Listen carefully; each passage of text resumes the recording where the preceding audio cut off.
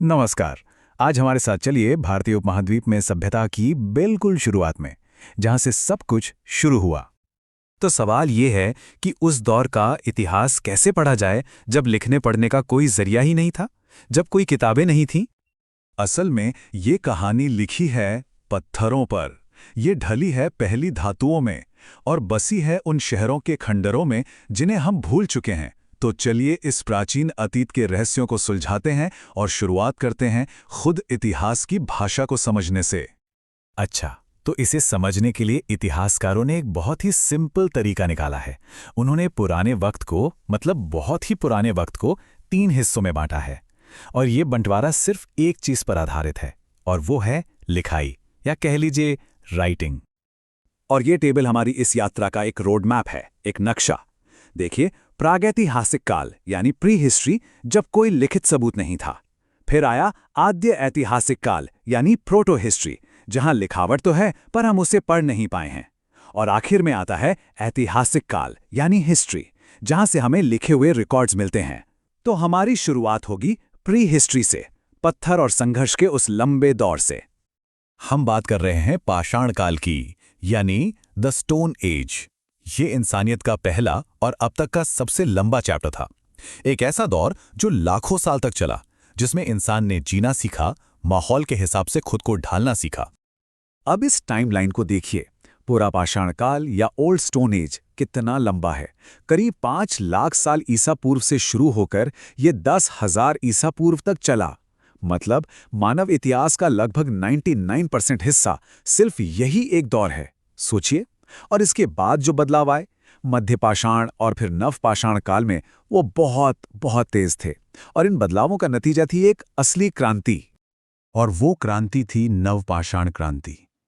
यहां सबसे crucial point ये है कि इस दौर में इंसान ने एक जबरदस्त छलांग लगाई।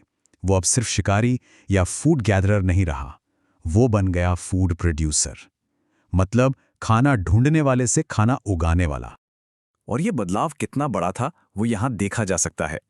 पहले की खानाबदोश जिंदगी, जो सिर्फ शिकार और आज के खाने पर टिकी थी, अब बदल गई थी। अब इंसान एक जगह बसने लगा था, गांव बसाने लगा था। वो गेहूं और चावल जैसी फसलें उगाने लगा था। और जब खाना जरूरत से ज्यादा होने लगा तो उसे स्टोर करने का तरीका भी निकल आया। जिंदगी सिर्फ आज जीने से निकलकर कल की प्लानिंग तक पहुंच गई थी। तो इस नई जीवन शैली ने ही आने वाले समाज की नींव रखी। मेहरगढ़ जैसे गांव बसे, जो इस उपमहाद्वीप के सबसे पुराने गांव में से एक है। अनाज रखने के लिए मिट्टी के बर्तन बनाए जाने लगे। पहली बार जमीन और घर जैसी प्रॉपर्टी का कॉन्सेप्ट आया। और बुर्जोहोम और चिरांद जैसी जगहों पर हड्डी के बने औजार मिले, जो दिखाते हैं कि इंसान कितना इन्वेंटिव हो गया था। लेकिन इंसान की तरक्की का अगला कदम पत्थर से नहीं, बल्कि किसी नई चीज की खोज से उठाया जाना था। और वो नई चीज थी धातु। पत्थर के बाद इंसान की सबसे बड़ी खोज। इस युग को हम कहते हैं ताम्र पाषाण युग या चाल्कोलिथिक एज। ताम्र मतलब तांबा और पाषाण मतलब पत्थर। ये वो दौर था जब इंसान पत्थर के साथ साथ पहली बार तांबे का इस्तेमाल कर रहा था। कॉपर पहली धातु जिसे इंसान ने इस्तेमाल करना सीखा। ये स्टोन एज और आने वाले ब्रॉन्ज एज के बीच एक पुल की तरह था। और राजस्थान जैसी जगहों पर जहां तांबा आसानी से मिलता था, छोटे छोटे गांव बसे, जिन्होंने एक बहुत बड़े और एडवांस समाज की नींव रखी। और पाषाण और ताम्र युग की इन सभी खोजों का नतीजा था भारतीय उपमहाद्वीप की पहली महान शहरी सभ्यता। हम बात कर रहे हैं सिंधु घाटी सभ्यता की। और ये कोई छोटी मोटी लोकल सभ्यता नहीं थी। जरा इसका फैलाव देखिए। ये आज के 3 देशों में फैली थी, भारत, पाकिस्तान और अफगानिस्तान। ये शहरों और कस्बों का एक विशाल इंटरकनेक्टेड नेटवर्क था। और इन सबको एक बहुत ही सोफिस्टिकेटेड ब्लूप्रिंट पर बनाया गया था। तो कैसा था इनके शहर बनाने का ब्लूप्रिंट? देखिए, शहर के 2 हिस्से होते थे। एक ऊंचा हिस्सा, जिसे सिटाडेल कहते हैं, जो शायद शासकों या जरूरी इमारतों के लिए था। और दूसरा था निचला शहर, जहां आम लोग रहते थे। कमाल की बात यह थी कि सड़कें एकदम सीधी होती थीं और एक दूसरे को 90 डिग्री पर काटती थी, जिसे हम ग्रिड सिस्टम कहते हैं। और सबसे हैरान करने वाली चीज थी इनकी ड्रेनेज व्यवस्था। हर घर एक ढके हुए नाले से जुड़ा था।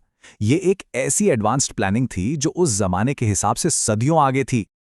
और ये सभ्यता सिर्फ अपने आप में ही सिमटी हुई नहीं थी। इनका व्यापार दूर दूर तक फैला था। मेसोपोटामिया यानी आज के इराक के पुराने टेक्स्ट्स में एक अमीर देश का जिक्र मिलता है जिससे वो व्यापार करते थे। वो उसे कहते थे मेलूहा, और आज ज्यादातर इतिहासकार मानते हैं कि मेलूहा सिंधु घाटी सभ्यता का ही दूसरा नाम था। उनकी कला और संस्कृति की सबसे मशहूर निशानियों में से एक है ये पशुपति मोहर, जो मोहनजोदाड़ो से मिली है। इसमें एक योगी जैसी आकृति है जिसके चारों तरफ हाथी, बाघ, गेंडा और भैंसा जैसे जानवर हैं। कुछ लोग इसे आद्य शिव या भगवान शिव का शुरुआती रूप भी मानते हैं। ये हमें उनके धर्म और मान्यताओं की एक झलक तो देती है, पर साथ ही एक बहुत गहरा सवाल भी खड़ा करती है। सवाल ये कि कौन थे ये लोग जिन्होंने दुनिया में पहली बार कपास उगाई, जिन्होंने डांसिंग गर्ल जैसी कांस्य की अद्भुत मूर्ति बनाई, जिन्होंने इतने शानदार शहर बसाए। उनकी इतनी सारी उपलब्धियों के बावजूद वो लोग कौन थे, ये आज भी एक बहुत बड़ा रहस्य है। और यही रहस्य हमें उनकी कहानी के सबसे आखिरी और सबसे परेशान करने वाले हिस्से पर ले आता है, उनका अचानक गायब हो जाना। लगभग 1750 ईसा पूर्व के आसपास ये फलते फूलते शानदार शहर वीरान हो गए।